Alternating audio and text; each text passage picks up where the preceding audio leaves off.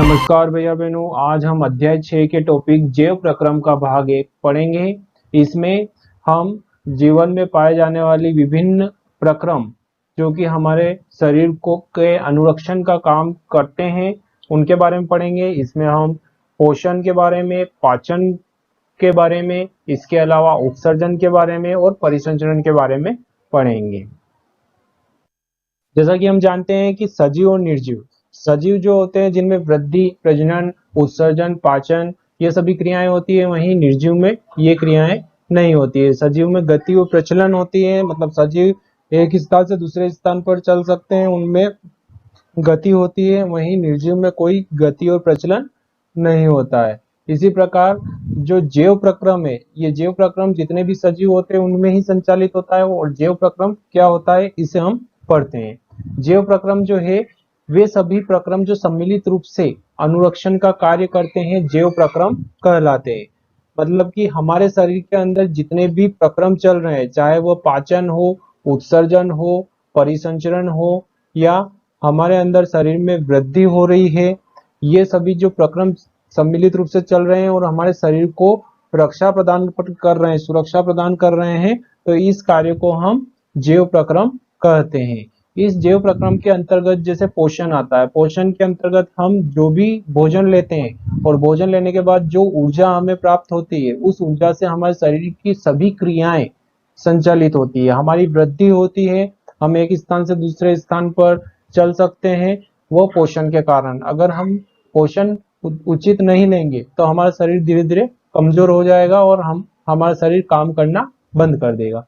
इसके बाद अगर शरीर में देखें तो श्वसन की क्रिया हो रही है, हम ऑक्सीजन ले रहे हैं और CO2 को छोड़ रहे हैं। ऑक्सीजन जो है, हमने जो पोषण लिया है, मतलब कि जो भी फूड मटेरियल लिया है, उसका ऑक्सीकरण जो है वो ऑक्सीकरण होता है और उससे ऊर्जा प्राप्त होती है। तो जो ऑक्सीकरण हो रहा है वो श्वसन क्रिया के अंतर्गत हो रहा है। परिवहन, परिवहन मतलब हमारे शरीर की बात करें तो हमारे शरीर में परिवहन मतलब कि ब्लड का जो एक स्थान से दूसरे स्थान पर पहुंचना परिवहन कहलाता है। इसमें धमनी और शिराएं आएगी। इसके बाद उत्सर्जन, उत्सर्जन वह प्रक्रिया है जिसमें कि हमारे शरीर में जितने भी अपशिष्ट पदार्थ बने हैं उनको शरीर से बाहर त्यागना उत्सर्जन कहलाता है। तो ये सभी क्रियाएं जो है इनको सम्मिलित रूप से हम जैव प्रक्रम कहते हैं। अब ऐसा कैसा ही पौधों के अंदर, जैसे कि जितने भी पौधे हैं वे भी सजीव हैं, उनके अंदर भी ये क्रियाएं होती है। पौधों के अंदर जैसे प्रकाश संश्लेषण होता है, वाष्पोत्सर्जन होता है, इस प्रकार की क्रियाएं पौधों के अंदर भी होती है। पौधों के अंदर श्वसन मतलब कि रेस्पिरेशन भी होता है। पौधों के अंदर परिवहन जो है जाइलम और फ्लोएम के माध्यम से होता है। तो ये सभी पौधों के अंदर भी प्रक्रियाएं संचालित हो रही है। इस प्रकार जितने भी सजीव होते हैं उनके अंदर जैव प्रक्रम पाया जाता है। जैव प्रक्रम के अंतर्गत आने वाले कुछ प्रक्रम को हम उदाहरण के साथ और एक डायग्राम के साथ समझते हैं। जैसे पहला प्रक्रम है पोषण। पोषण के अंतर्गत हम उचित आहार लेते हैं जिससे हमें ऊर्जा प्राप्त होती है, और पोषण के अंतर्गत ऐसा आहार होना चाहिए जो कि हमारे शरीर को स्वस्थ रखे। इसके अंतर्गत विटामिन, प्रोटीन, इसके अलावा कार्बोहाइड्रेट, मिनरल्स, जल और वसा, ये 6 ही इंपॉर्टेंट इसमें कंटेंट होना चाहिए। इसके अलावा पोषण जो है स्वपोषी पोषण और विषमपोषी पोषण होता है, जो कि हम आगे पढ़ेंगे। परिसंचरण, परिसंचरण के अंतर्गत हमारे शरीर में मुख्य परिसंचरण अंग हृदय है। हृदय जो है पूरे शरीर में रक्त का परिसंचरण करता है। हृदय एक पंप की तरह काम करता है जिसमें कि धमनी और शिराओं के माध्यम से पूरे शरीर में ब्लड को पहुंचाया जाता है। यह भी एक हमारा जैव प्रक्रम है जो कि बहुत ही इंपॉर्टेंट है। इसके बाद है श्वसन। श्वसन के अंतर्गत भोज्य पदार्थों का ऑक्सीकरण होता है, मतलब कि हम जो श्वास में ऑक्सीजन गैस लेते हैं वो ऑक्सीजन जो है फेफड़ों में आती है और फेफड़ों से ब्लड में पहुंचाई जाती है, और कोशिकाओं में ऑक्सीजन पहुंचकर भोज्य पदार्थों का क्या होता है, ऑक्सीकरण होता है और हमें ऊर्जा प्राप्त होती है। इसके बाद उत्सर्जन है। उत्सर्जन के अंतर्गत हमारे शरीर में जितने भी अपशिष्ट पदार्थ बने उन अपशिष्ट पदार्थों को शरीर से बाहर निकालना आवश्यक होता है, और शरीर से बाहर निकालने की इस प्रक्रिया को उत्सर्जन कहते हैं।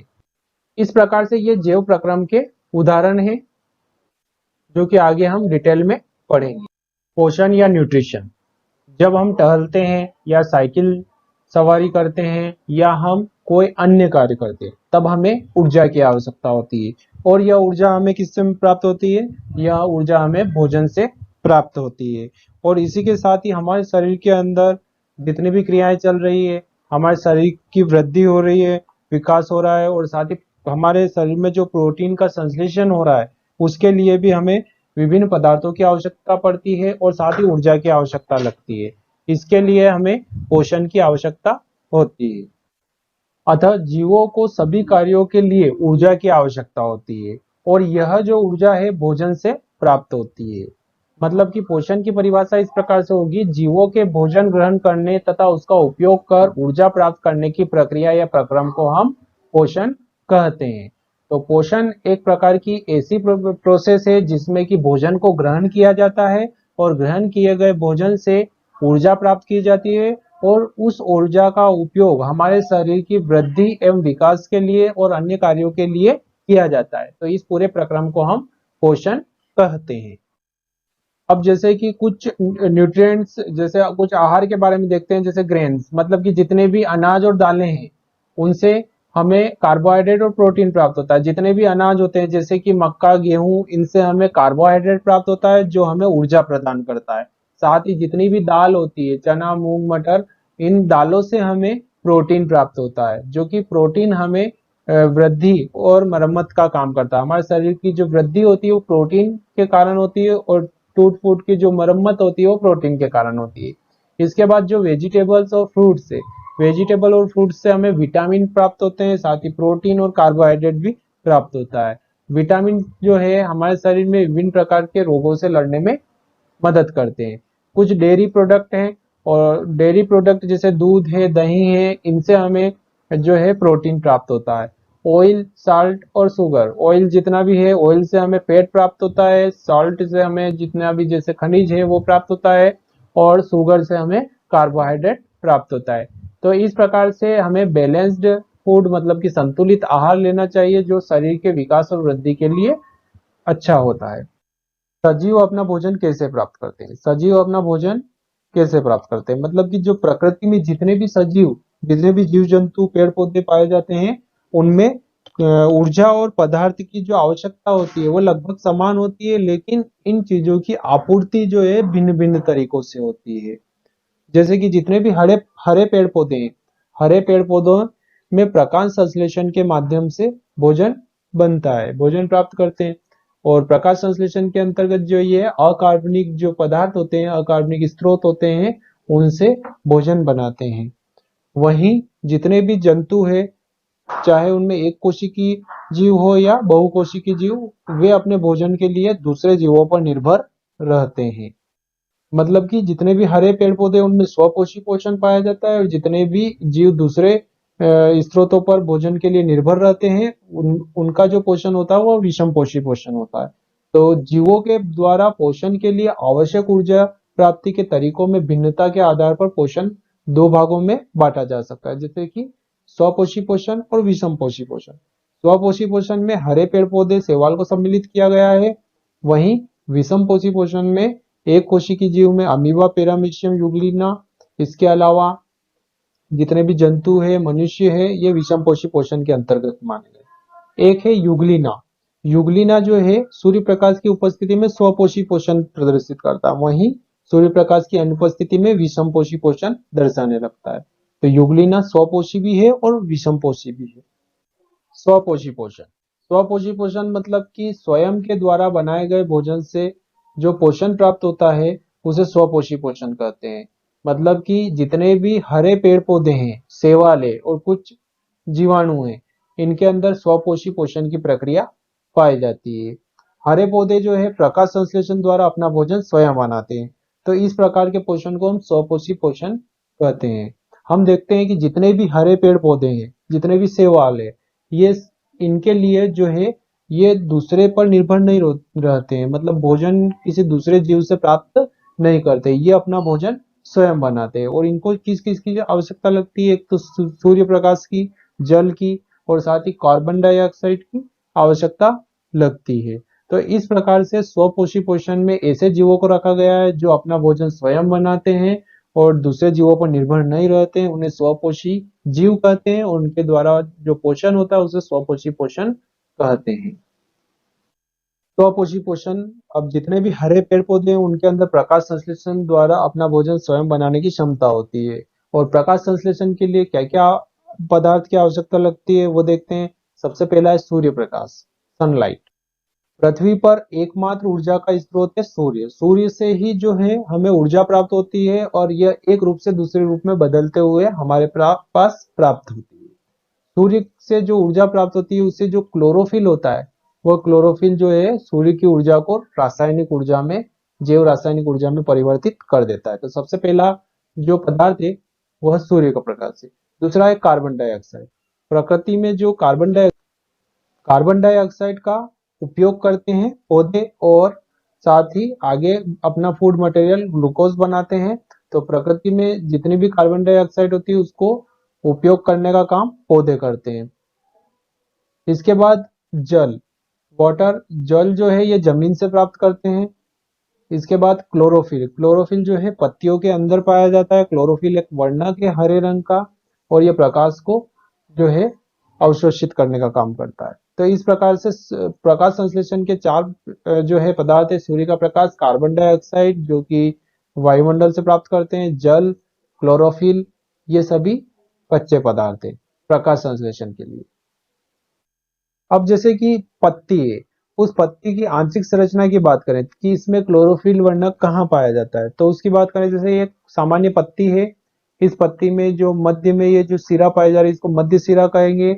इसके साथ ही इसके पास में ये पार्श्व सिरिकाएं पाई जा रही है और इसको हम पर्ण पटल कहते हैं। अब पत्ती की हम संरचना की बात करें तो पत्ती की जब आंतरिक संरचना पढ़ते हैं, इसको माइक्रोस्कोप के माध्यम से देखते हैं, तो इस पत्ती की जो ऊपरी संरचना है, ये ऊपरी लेयर है, यह ऊपरी जो संरचना होती है यह थोड़ी मोटी होती है और इस पर क्यूटिकल का आवरण होता है। क्यूटिकल का आवरण होता है जैसे कि आप पत्ती के ऊपर जैसे पानी की बूंद गिरती है तो वह एक गोल घेरा बना लेती है, मतलब क्यूटिकल के कारण घेरा बना लेती है। मोम जैसा पदार्थ इसके ऊपर पत्ती के ऊपर आवृत रहता है।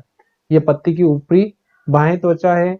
इसके बाद पत्ती के अंदर जो है कोशिकाएं पाई जाती है और इन कोशिकाओं के अंदर हरित लवक मतलब कि क्लोरोप्लास्ट पाए जाते हैं। ये जो है कोशिकाएं हैं, इनमें जो है कुछ द्वार कोशिकाएं हैं। ये ऊपर की ओर जो है इन्हें पेलिसेड सेल बोलते हैं। पेलिसेड कोशिकाएं हैं, इनके अंदर जो है हरित लवक पाए जाते हैं छोटे छोटे, और हरित लवक जो है प्रकाश को अवशोषित करने का काम करते हैं। इसके अलावा इन कोशिकाओं के बीच में कुछ खाली चेंबर पाए जाते हैं जिसे वायु कोश कहते हैं, एयर स्पेस कहते हैं। पत्ती की जो निचली सतह है, इस निचली सतह पर जो है कुछ एपिडर्मल सेल्स होती है और एपिडर्मल सेल्स के मध्य में जो है कुछ ऐसी कोशिकाएं होती हैं जो कि द्वार कोशिका के नाम से जानी जाती है। यहाँ पर स्टोमेटा पाए जाते हैं, मतलब कि रंध्र पाए जाते हैं। पत्ती की निचली सतह पर छोटे छोटे रंध्र पाए जाते हैं जो कि पत्ती के अंदर जितनी भी गैसें बनी है, मतलब कि ऑक्सीजन बनी है, उस ऑक्सीजन को बाहर निकालने का काम और साथ ही कार्बन डाइऑक्साइड को अंदर लेने का काम रंध्रों के माध्यम से किया जाता है। साथ ही वाष्पोत्सर्जन का काम भी जो है रंध्रों के माध्यम से किया जाता है। तो पत्ती में ऊपरी और निचली सतह दोनों में एपिडर्मल सेल्स पाई जाती है। इस प्रकार से इस पत्ती के अंदर जो मध्य शिरा होती है, इस मध्य शिरा के अंदर कुछ जाइलम और फ्लोएम की कोशिकाएं पाई जाती है। जाइलम की कोशिकाएं जो है मध्य में होती है और यह जल और खनिज को पहुंचाने का काम करती है, और वहीं फ्लोएम की कोशिकाएं जो है इसके आधारी भाग पर पाई जाती है, परिधि भाग पर पाई जाती है। और फ्लोएम का काम होता है जितना भी पत्ती के अंदर फूड बना है उस फूड को लेकर पूरे पौधे के अंदर पहुंचाना। जाइलम और फ्लोएम को संवहन बंडल के नाम से जाना जाता है। तो इस प्रकार से एक पत्ती की सामान्य संरचना है। अब हम प्रकाश संश्लेषण की प्रक्रिया के कुछ चरण पढ़ते हैं। सबसे पहले क्या होता है, सूर्य प्रकाश जो है वो पत्ती पर गिरता है और पत्ती पर गिरने के दौरान जो क्लोरोफिल जो वर्णक है, क्लोरोफिल द्वारा प्रकाश ऊर्जा को अवशोषित करना। क्लोरोफिल वर्णक जो है प्रकाशीय ऊर्जा मतलब जितना भी प्रकाश है उसको अवशोषित करता है। अब क्लोरोफिल के अंदर क्या प्रोसेस होती है, प्रकाशीय ऊर्जा को रासायनिक ऊर्जा में परिवर्तित किया जाता है। जितनी भी प्रकाशीय ऊर्जा उसको रासायनिक ऊर्जा में परिवर्तित किया जाता है।